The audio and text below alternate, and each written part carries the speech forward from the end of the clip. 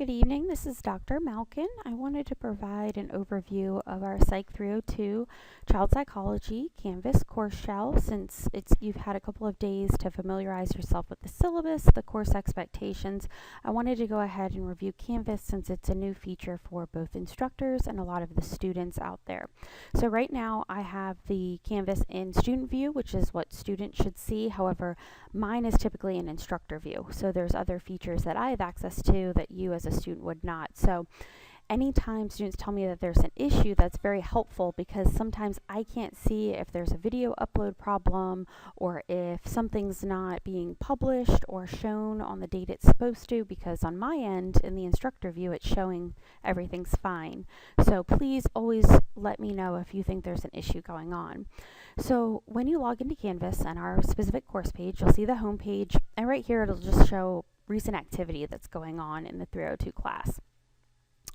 You'll see on the left-hand side there's a list of different features that are available here in Canvas, and so there's a number of things. We've got the syllabus, announcements, pages, modules, discussions, assignments, quizzes, conferences, collaborations, chat, files, and grades. And these might be different in all of your classes because the instructors are able to personalize it to the course.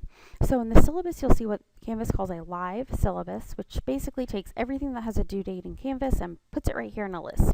But my recommendation is to download the syllabus, the hard copy of the file that's right here, seen in this hyperlink, and put in your planner, calendar, however you keep track of things, the dates noted in the hard copy of the syllabus.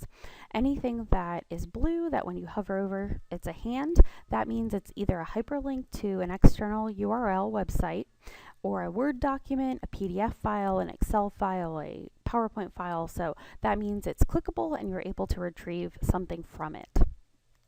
Announcements, this is going to show all of the recent announcements. So if I'm reminding you about an upcoming project or a quiz or something has failed on Canvas and I need to let you all know something very quickly, that's where the announcements feature is. We also have pages. This is something that's new for a lot of students because there wasn't something similar in Blackboard. So here, they're pretty generalized, universal information pages. Think of them as that. So let's go to the student authentication video page. Here it gives the same information that you see in the syllabus, but then there's hyperlink. And this is one of the neat features of Canvas is you click that and all of a sudden you're directed to assignments. That's because the student authentication, though it's required, it's not worth any points, it's considered an assignment. So this allows you to jump from that page with the description to the assignment and go ahead and submit it. And you can do that through uploading a video to your personal YouTube channel and sending it to me. You can upload a video from your phone or from your computer, or you can set up a Skype, Google Plus, or Canvas video chat with me, and I'll show you where we would do that in just a second. So let's go back to pages. We also have the virtual child simulation page. This gives you again the breakdown of when all of those developmental assignments are due. It also gives a brief description of what the virtual child simulation program is, and I'm very excited about this simulation. You're going to raise a kid from birth to 18 years, and we're going to discuss throughout the semester what it's like. This is a hyperlink that directs you to the actual My Virtual Child software program. You're going to have purchased access to this with an access code. So you're going to sign in, you're going to register, and then you're going to have a baby. So it's very, very exciting part of the course. That's the first time I'm trying it out, so I'm looking forward to your feedback. You can go ahead and bookmark any of the pages that you think are going to be useful. So here is a quick link that you can also bookmark to our course Facebook page, and I'm going to post announcements on there as well, so that's much more informal, but another way, making sure I'm getting the information out to you some way or the other. Okay, the last but probably the most used page that you're going to have is the General Resources and APA Resources page that I've made.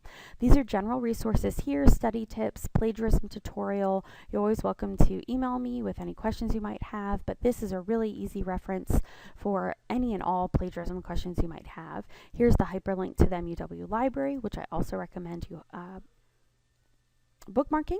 Also, here's a link to the undergraduate bulletin. This is very, very useful. It has all of the degree programs listed.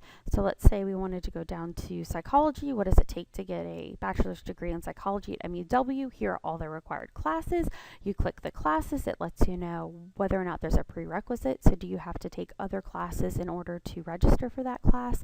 So it's a very, very useful tool to have. Here is MUW banner, which I also recommend you bookmarking because that's where you're going to add and drop classes, check financial aid status, things like that. Here's using PsycInfo handout. So this is a research database that you can access to the MUW library. That's very, very helpful. Canvas specific resources, these are very important. We've got the Respondus Lockdown Browser video tutorial and the Respondus Lockdown Browser installation instructions. So a lot of the instructors are using this program, myself included, to make cheating less of an issue, especially in online classes. So what it does is you're going to install this program once. That's it. And then you're going to log into it for each and every quiz or exam that you have with me. So what it does is if you're taking a quiz or an exam, and let's say you start surfing on Google or Facebook or Instagram, it shuts down your quiz or exam because that could be a means of cheating, looking up information, so you can only be on that quiz or exam. Otherwise, it shuts it down, and whether you've answered question 2 or 50, you're done. And it automatically locks you out, and it sends the instructor information about that quiz session. So please keep that in mind. Let me know if you have any questions. It's a very easy installation. It's a very easy access page, so that shouldn't be an issue. But if you have any specific questions, please feel free. Here's the Canvas student guide. This is very helpful for quick references if it's late at night and you email me and you're not going to get a response back quickly, but you want to know how to access something. Here is a Canvas student guide that has answers to probably the majority of your questions. So here's APA Resources, another helpful resource. This is the Purdue Online Writing Lab.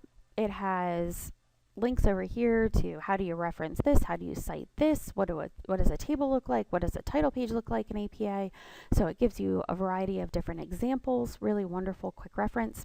Here are some templates that I've made for APA format, as well as an article that I like on why and how to write an APA. APA is the stylistic formatting for the majority of social sciences, so you really do want to be familiar with that. If you use any of the templates I've made, please make sure you delete the information that isn't appropriate for that particular project. Otherwise, it's not gonna read correctly. So just let me know if you have any questions there. So those are all of the pages for our particular course. Now, modules should be more familiar to you. This is something that's very similar to the content folders that we used on Blackboard.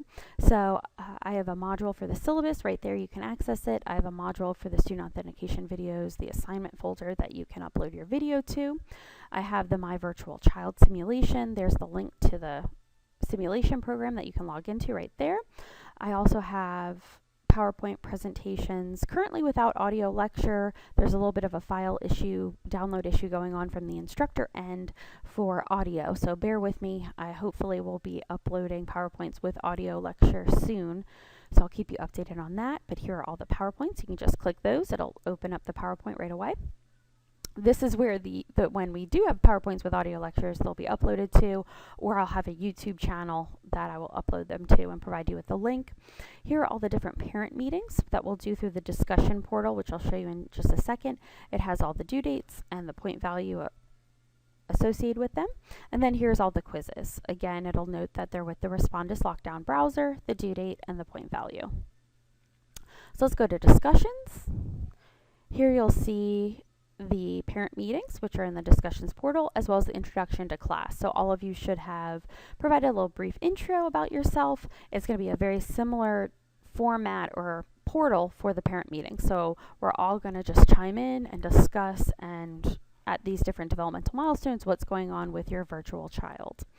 So we'll have probably trial and error with this since it's a very new program to use with this course. So I'll be taking all of your feedback, like I said. Assignments, this is going to be a long laundry list in chronological order with the due dates, when they're going to become available, and the point value of things that are up and coming that are going to be due soon. You can also access all of your quizzes through that quiz tab over here. It'll list when it's going to become available, when it's due, the point value, and how many questions are involved with it. Now the conferences feature, as a student, you're not going to have access to it. So I'm going to leave student view for just a second. And this is what I see. So I have to create a conference.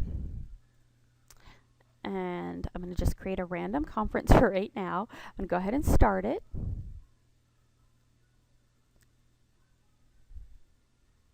Give it just a second. So this is conference, or what they also refer to as the big blue button. And what it is a dynamic interactive conferencing tool that Canvas offers. So the whole class can log in and we all can see each other on each other's webcams. We all can hear each other. We can look at similar documents. We can discuss a PowerPoint slide or an article that was confusing, but we can do it as a class. So most likely we'll use this feature for our weekly chats because it does allow that video feature. We also have another option as well that we can use if a lot of the students aren't interested in the video option with being able to view the desktop. It's taking a minute to load, so I apologize about that.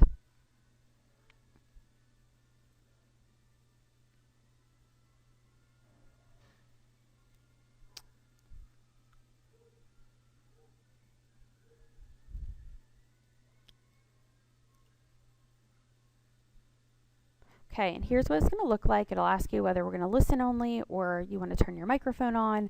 There's kind of a whiteboard that we can write on as if it were a chalkboard. It'll list everybody that's logged in over here.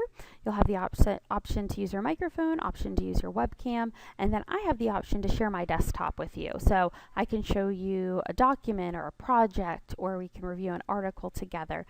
We also have the chat function over here, so we can chat while we're talking. So there's a lot of really neat features with this, but you won't have access to a conference until I make one and invite you to it. So that's just something that you're not going to have as a student. So I'm going to go ahead and delete that because that's not a real conference. I'm going to go back to student view. Give me just 1 second. Collaborations. This is also something that you're not going to have as a student, but I would need a document to leave the student view. So collaborations is through Google Docs. So if we wanted to edit a document together in real time, we could use the collaborations feature. The chat feature is like Facebook chat or instant messaging. It's just a real-time chatting feature. We can link between multiple students, just me and one student, the whole class. So this is another way that we could do the weekly chats as well if students aren't really interested in the video portion. The files, these are any files like the syllabus or the documents, the project rubrics. They're all going to be loaded there.